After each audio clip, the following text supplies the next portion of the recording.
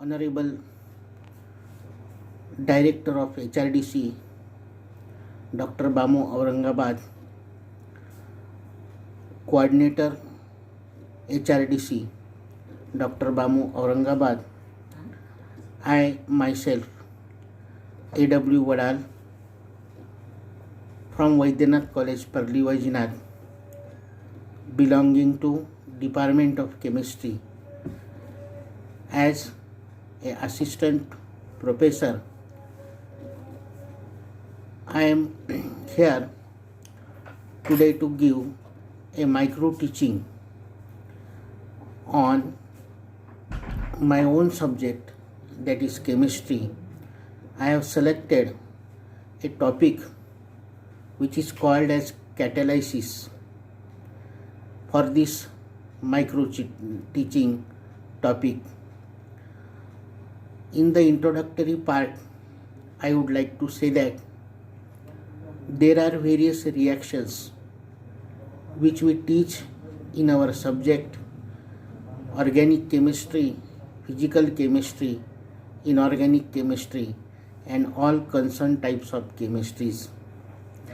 In what is a chemical reaction, if we want to define, we can say that a chemical reaction is a process in which reactants are converted into products.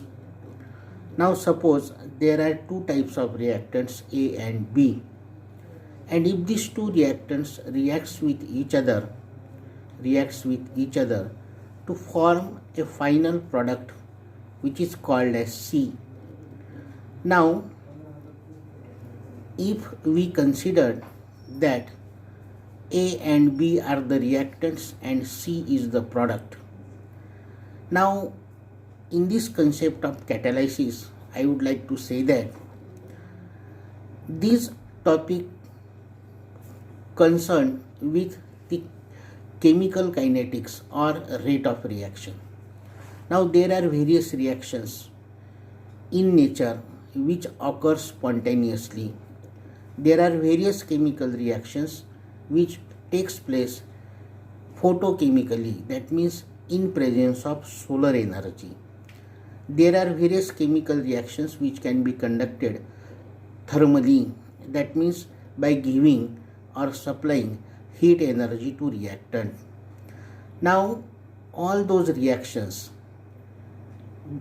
when heat is supplied to reactant, what does this means? That we are increasing their energy to convert them into an activation phase where these two reactants can react with each other effectively to form the product.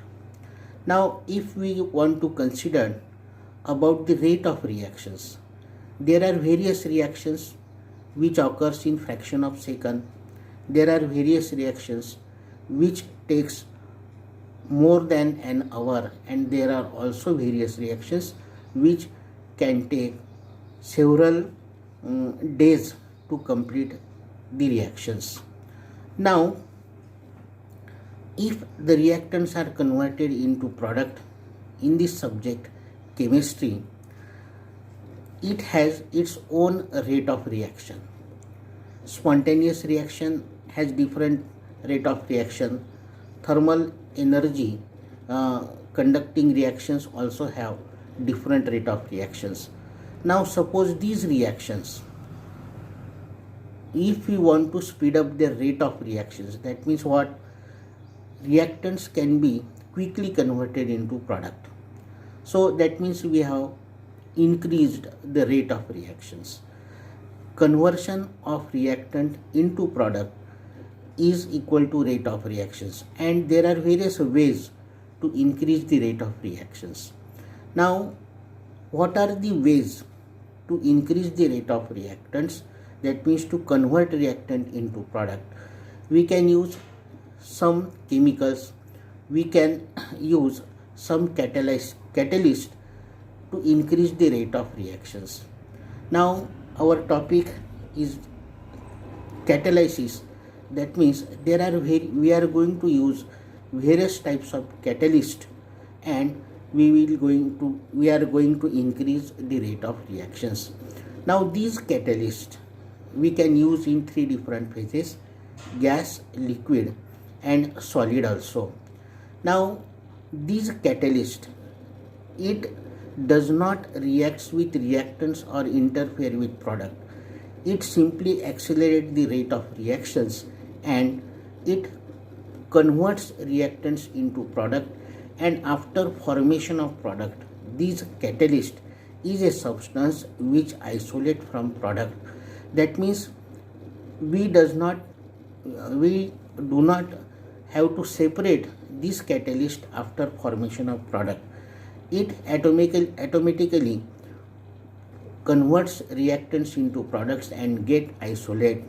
So simply these catalysts are the substances which increase the rate of reactions. Now if we want to define a catalyst, we can say that catalysts are the substances that alters or change the rate of reaction without undergoing any chemical change. That means they retains their identity throughout the course of chemical reactions. Catalyst also affects only the rate of reactions, that is kinetics. That means it deals with the kinetic, chemical kinetic. So it changes neither the thermodynamic of the reaction nor the equilibrium position of the reactions. That means heat of reactions, whatever it may be, it remains same. And what equilibrium means? Equilibrium means ratio of reactant and product. When both of them equals, we say that this is a chemical reaction is in equilibrium. Now lastly, about the general characteristics of this catalyst.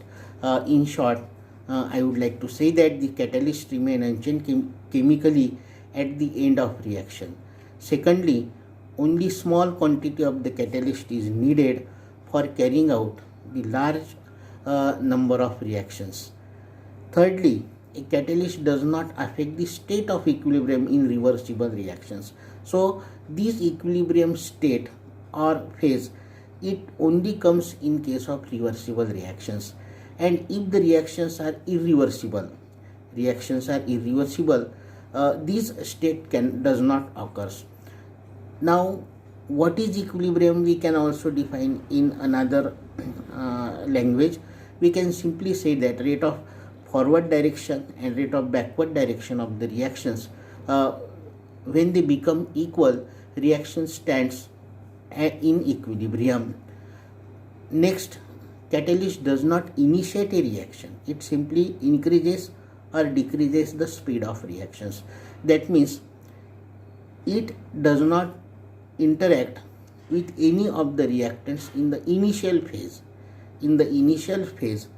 It does not initiate. That means initiation of a reaction does not occur due to catalyst.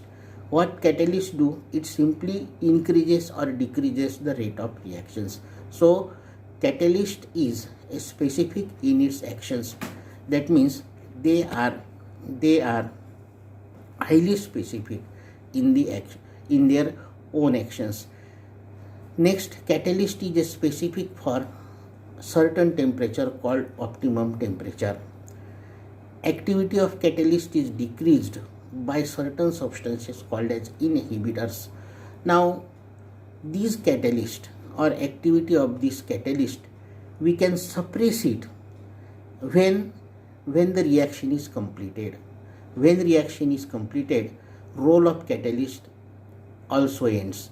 Now at that step, we have to control the activity of catalyst, and at that step of the reactions, that means after conversion of reactions into product, we have to stop the activity of catalyst by adding various elements which are called as inhibitors.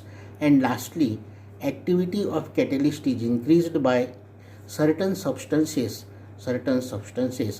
called as catalytic promoter.